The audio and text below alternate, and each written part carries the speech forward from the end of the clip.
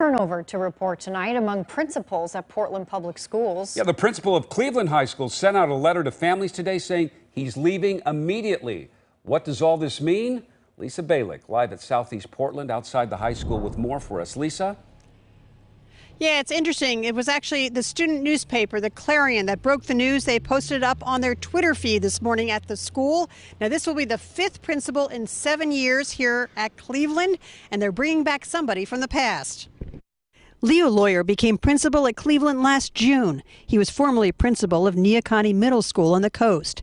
Now, just over halfway through the school year, he sent a letter to Cleveland families saying, quote, "Earlier this week, I met with my district supervisors and presented to them my letter of resignation.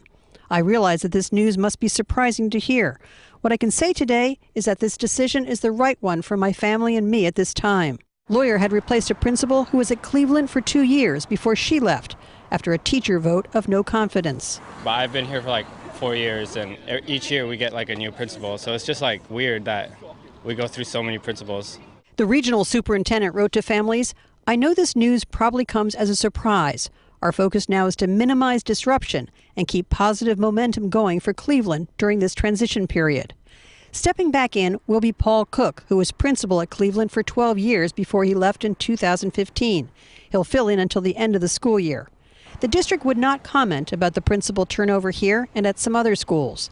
But according to a national study, about half of all principals leave by the end of their 3rd year. And in 2015, Oregon was noted as one of 9 states with the highest rate of principal turnover. Workload, lack of support, and professional development are some factors mentioned.